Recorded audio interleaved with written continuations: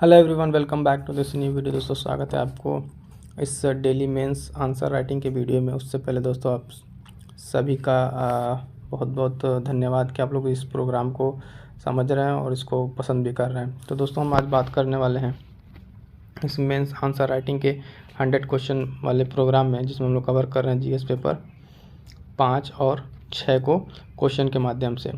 बता दें आपको कि आज का हमारा जो डे है, ये आज डे 4 है, यानी क्वेश्चन नंबर 4 आज हम करेंगे। ठीक है, और क्वेश्चन नंबर 4 करेंगे। और इससे पहले जो भी दोस्त बाकी 3 क्वेश्चन नहीं देखो, बता दें कौन कौन से क्वेश्चन हम लोग डिस्कस कर चुके हैं इन क्वेश्चंस में। दोस्तों देखिए, पहला क्वेश्चन जो हम लोग पहले दिन किए थे कि उत्तर प्रदेश में हड़प्पा सभ्यता के विस्तार के संबंध में चर्चा किए थे। कंप्लीट डिटेल इसको डिस्कस किए थे, किस तरीके से इसका एक बेस्ट आंसर हो सकता है, उसको कॉपी में लिख के भी और समझ के भी इसको डिटेल में किए थे। दूसरे दिन में हम लोग क्वेश्चन किए थे कि उत्तर प्रदेश में आयोजित होने वाले प्रमुख मेलों पर टिप्पणी कीजिए। यूपी स्पेशल के 5 से भी क्वेश्चन था। अगले थर्ड दिन हम लोग डिस्कस किए हैं कि उत्तर प्रदेश के कला और संस्कृति के विकास में वाराणसी के योगदान पर चर्चा कीजिए। ठीक है, और वाराणसी के साथ साथ हमने बताया कि आपको प्राचीन नगरों में ये वाराणसी आता है। उसके साथ साथ आपको अयोध्या पर भी एक आपको क्वेश्चन हम करा चुके हैं। प्राचीन नगर अयोध्या, जो डेली आंसर राइटिंग सीरीज जो एक अलग सीरीज चलती है, वो सीरीज हम आपको बता दें कि ये डेली आंसर राइटिंग सीरीज अलग से चलती है। इसमें एक रैंडम जीएस 1 से लेकर जीएस 6 तक के कोई भी क्वेश्चन एक लेके यहाँ पे प्रैक्टिस की जाती है। और ये आपका एक सेपरेट सेशन है, इसमें सिर्फ पेपर 5 और 6 को कंप्लीट किया जा रहा है 100 क्वेश्चन आंसर के माध्यम से। तो हम बता रहे थे आपको क्या कि यहाँ पे अब वाराणसी के बारे में। ठीक है, 3 क्वेश्चन आज के क्वेश्चन में हम लोग डिस्कस करने वाले हैं दोस्तों कि जैन धर्म के विकास में उत्तर प्रदेश का क्या योगदान रहा है। इस क्वेश्चन को हम लोग डिटेल में देखेंगे आज। ठीक है, डे 4 में। और उससे पहले जो बता दें, जो दोस्त नए हैं या फिर जिन्होंने वीडियो नहीं देखा, ये वाला जीएस पेपर 5 का स्टैटिक पोर्शन आप ही लोगों की डिमांड पे चीज़ को शुरू किया गया था कि कंप्लीट फ्लो चार्ट और नोट्स के माध्यम से, ठीक है, इस पूरे सिलेबस को कंप्लीट किया है जीएस पेपर 5 को। तो वहाँ से जो लोग सिलेबस पहले कवर कर ले रहे हैं स्टैटिक पोर्शन का, तो उनके लिए क्वेश्चन आंसर सीरीज में काफ़ी आसानी हो रही है। ठीक है, बहुत सारे लोग जो अपना कमेंट करके फीडबैक दे रहे हैं, उनका भी एक धन्यवाद, क्योंकि वो लोग अपनी चीज़ों को साझा कर रहे हैं कि इस कोर्स को कैसे चलाया जाए। कुछ लोग कहते हैं जीएस 1 से जीएस 4 के लिए स्टार्ट करने के लिए, तो पहले इस चीज़ को कंप्लीट कर लेने दीजिए, पेपर 5 और 6 को कंप्लीट कर लेने दीजिए। फिर उसके बाद से समय रहा तो हम जीएस 1 से 4 तक भी ऐसे क्वेश्चन आंसर के माध्यम से आपको पूरा सीरीज कंप्लीट करा देंगे। ठीक है, तो आज के क्वेश्चन को चलिए हम फटाफट से देखते हैं। और वही पहले सबसे पहले क्या करेंगे कि क्वेश्चंस को हम एक फॉर्मेट में देखेंगे, किस तरीके से इसका स्ट्रक्चर होगा, देन इसके क्वेश्चन आंसर के फॉर्म में कंप्लीट करेंगे। ठीक है, तो देखिए ये हमारा क्वेश्चन है। इस क्वेश्चन को सबसे पहले हम आपको क्या करते हैं कि आंसर राइटिंग कॉपी में किस तरीके से इसको रिप्रेजेंट किया जाएगा, क्या इसका स्ट्रक्चर होगा, उसको हम बताते हैं। देन इसके बाद से क्वेश्चन को डिटेल में डिस्कस करते हैं। तो क्वेश्चन आज का हमारा डे 4 का क्या है कि जैन धर्म के विकास में, ठीक है, जैन धर्म के विकास में उत्तर प्रदेश का क्या योगदान रहा है, इस पर चर्चा करना है। तो सबसे पहले तो बता इसका दृष्टिकोण क्या होगा, मतलब हम इसका अप्रोच क्या होगा, किस तरीके से इस क्वेश्चन को हम लोग हैंडल करेंगे। तो उसमें सबसे पहले देखिए कि भूमिका लिखेंगे, जैन धर्म के बारे में थोड़ा सा बताएंगे। उसके बाद उत्तर प्रदेश में मुख्य जैन धर्म के स्थल कौन कौन से, उनका उल्लेख करते हुए उसको हम लोग एक कंक्लूजन पे पहुंचेंगे क्वेश्चन के। ठीक है, ये क्वेश्चन जो आपका है 8 मार्क्स का है। क्वेश्चन जो आपका है 8 मार्क्स का है, 2 पेज में लिखना है, लगभग 125 शब्द में। और एक के साथ साथ एक चीज़ बता देना है कि यहाँ पे इसी तरीके से सेम क्वेश्चन एक बन जाएगा यहाँ पे बौद्ध धर्म से लेके। ठीक है, तो इसको आप लोग खुद से प्रैक्टिस कीजिएगा, और प्रैक्टिस करके लिखने के बाद से अगर आप लोग चाहें तो टेलीग्राम पे सेंड कर सकते हैं। जो लोग नहीं जुड़े हैं, लिंक डिस्क्रिप्शन है, वहाँ से जुड़ जाइए। टेलीग्राम पर आपको इसको क्वेश्चन को लिख के आप भेज सकते हैं। तो ये भी क्वेश्चन किस तरीके से होगा, क्वेश्चन होगा कि बौद्ध धर्म के प्रचार प्रसार में उत्तर प्रदेश की क्या भूमिका रही है, डिस्कस कीजिए। ये क्वेश्चन भी बन सकता है। ठीक है, अब आइए देखते हैं क्वेश्चंस के बारे में। कुछ इस तरीके से आपका स्ट्रक्चर होगा क्वेश्चन का। ठीक है, स्ट्रक्चर में कि सबसे पहले तो उत्तर प्रदेश में जो जैन धर्म संबंधित स्थान है कौन कौन से हैं, पहले स्थल के बारे में बात करेंगे, अयोध्या के बारे में। ठीक है, अयोध्या एक प्राचीन नगरी है, इसके बारे में हम पहले से डिस्कस कर रखा है कि किस तरीके से अयोध्या विभिन्न धर्मों को लेके और प्राचीन भारत की संस्कृति को सजे हुए है। यहाँ पे आपको मिलेंगे ऋषभनाथ से रिलेटेड चीज़ें। ठीक है, काशी वाराणसी की बात करें तो तीर्थंकर पार्श्वनाथ से रिलेटेड है। एक जगह है यहाँ पे उत्तर प्रदेश में श्रावस्ती। ठीक है, यहाँ पे सांभवनाथ और महावीर से रिलेटेड चीज़ें हैं। उसके बाद से बात करेंगे कौशाम्बी में क्या है, प्रभास गिरी है, ठीक है। कौशाम्बी में क्या है, प्रभास गिरी है। तो ये जगह दोनों जैनिज्म बुद्धिज्म दोनों के लिए इक्वली इंपॉर्टेंस रखता है। उसके बाद से एक जगह है देवगढ़ में शांतिनाथ मंदिर है, इसके बारे में डिस्कस करेंगे। तो ये क्या होगा दोस्तों, ये हो गया आपका कंप्लीट आज के क्वेश्चंस का एक स्ट्रक्चर।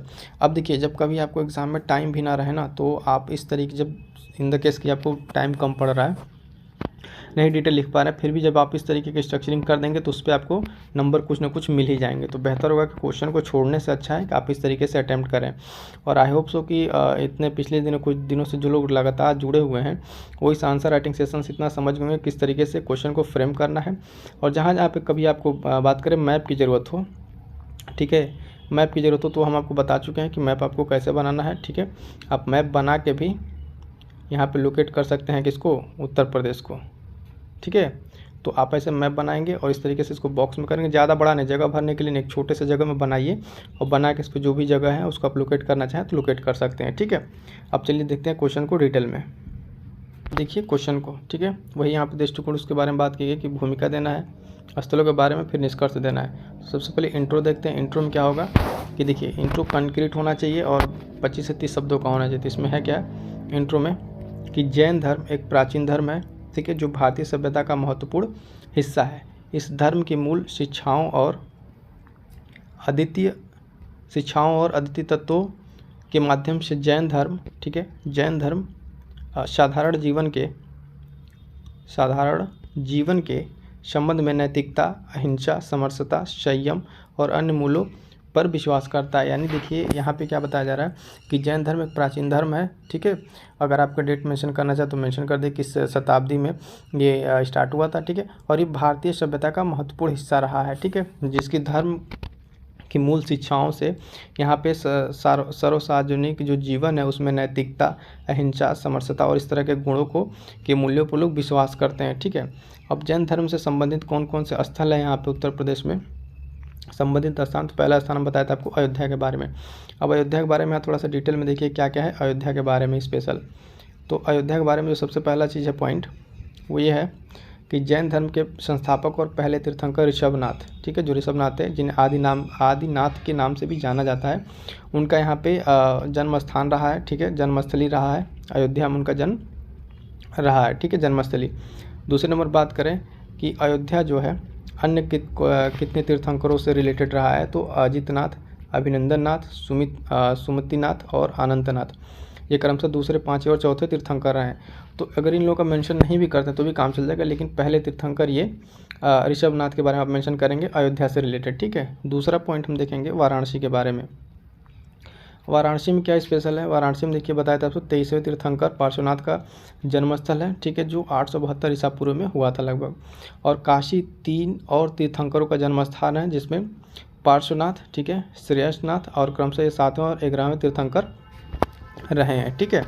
बात करेंगे श्रावस्ती के बारे में दोस्तों। तो श्रावस्ती में क्या क्या इंपॉर्टेंट रहा है, श्रावस्ती में थोड़ा सा ज़्यादा इंपॉर्टेंट पॉइंट्स हमारे पास देखेंगे कि जैन धर्म के तीसरे तीर्थंकर भगवान शंभवनाथ और 8वें तीर्थंकर भगवान चंद्र प्रभानाथ की जन्मस्थली रही है श्रावस्ती, है ना। और जैन धर्म कला में श्रावस्ती को चंद्रपुरी व चंद्रिकापुरी के नाम से जाना जाता है, ठीक।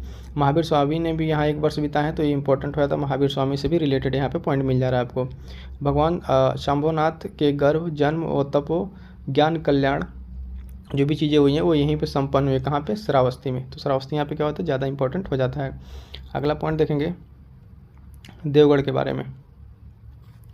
देवगढ़ क्या है कि यहाँ पे जैन धर्म का प्रभाव बड़े पैमाने पर उत्तर प्रदेश के बुंदेलखंड क्षेत्रों में देखा जा सकता है, जहाँ तक देवगढ़, ठीक है। देवगढ़ के बारे में क्या है, ये एक महत्वपूर्ण जैन तीर्थ स्थल है, ठीक। इस तरीके से यहाँ पर और क्या पॉइंट बनेगा कि इसमें किले में जैन मंदिरों का सबसे प्रसिद्ध जो मंदिर है वो शांतिनाथ का मंदिर है।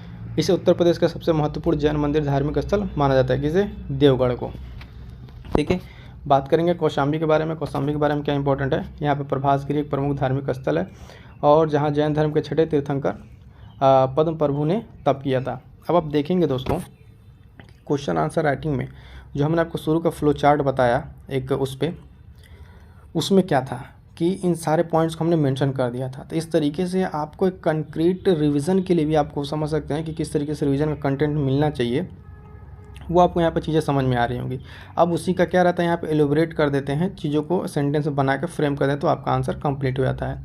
अब देख लेते हैं इसका क्या हम लोग इसके कंक्लूजन के बारे में। ठीक है, कंक्लूजन के बारे में बात करेंगे जब, तो कंक्लूजन देख लीजिए कि देवगढ़ के अलावा राज्य में 3 जैन तीर्थ स्थल जो अन्य हैं, मेरठ, वाराणसी, मुजफ्फरनगर, बागपत, ठीक है, बटेश्वर, कामपिली, देखिए कामपिल सारनाथ, ठीक है, कामपिली जो संकिस्सा वाला है, इसके बारे में हम आपको अलग से बताया था, संकिस्सा जो फर्रुखाबाद में है, इसको भी आप मेंशन करते हैं, काफ़ी इंपॉर्टेंट है। ठीक है, लेकिन ये किससे रिलेटेड है, ये बुद्धिज़्म से रिलेटेड था। ठीक है, तो ये सब क्या है, धार्मिक स्थल हैं, और जहाँ पे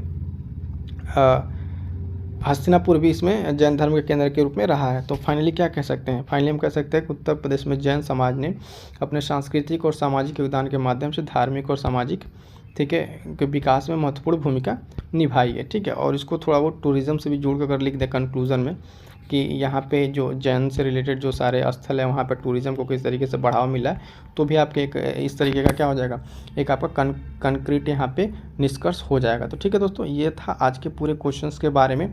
आपको ये सेशन कैसा लगा कमेंट करके ज़रूर बताइएगा। ठीक है, क्योंकि आपके फीडबैक के बाद ही चीज़ें और बेहतर होती चली जा रही हैं। कब कैसे किस तरीके से कोर्स कराया जाए, क्या ना कराया जाए, तो आप लोग इस चीज़ों को ज़रूर मेंशन कीजिएगा। ठीक है, एक चीज़ और बता दें दोस्तों, जो साथी नए हैं और या फिर जो लोग जुड़े हुए हैं उनके लिए कि इम्पॉर्टेंट देखिए यहाँ पे कंप्लीट आपके लिए दोस्तों, कंप्लीट प्री और मेंस के लिए, ठीक है, जो बचे हुए समय का एक प्रॉपर यूटिलाइजेशन किया जा सकता है उस तरीके से फ्रेम करके आपके यहाँ प्रोग्राम में दिया जा रहा है। पहला चीज़ कि प्रीलिम्स ओरिएंटेड आपको घटना चक्र की जो 15,000 क्वेश्चन हैं उनको सेगमेंट वाइज, ठीक है, इतिहास, भूगोल, ठीक है, इस तरीके से सेगमेंट में बांट के यहाँ पे चीज़ें कराई जा रही हैं OMCQ प्रैक्टिस प्रीलिम्स के लिए। उसके बाद से अलग से टेस्ट सीरीज कराया जाएगा सब्जेक्ट वाइज, कुछ टेस्ट सीरीज अपलोडेड है, उसको भी जाकर आप देख सकते हैं। और साथ साथ जो आपका ये आंसर राइटिंग सीरीज चल रहा है तो आपके लिए मोस्ट इंपॉर्टेंट हो जाता है, जिसको आप अभी अटेम्प्ट कर रहे हैं, है ना। और उसके साथ जो स्पेशल ये प्रोग्राम है स्टैटिक पोर्शन का, इसको आप जरूर कवर कीजिए। और जिन लोगों ने आंसर राइटिंग का ये बेसिक सेशन नहीं देखा उसको जाकर जरूर देखिए कि किस तरीके से बिगिनर्स मेंस की आंसर राइटिंग को करें, किस तरीके से अपने आंसर राइटिंग को इम्प्रूव कर सकते हैं। तो ये सब सारी चीज़ आपके लिए काफ़ी इंपॉर्टेंट होने वाली है।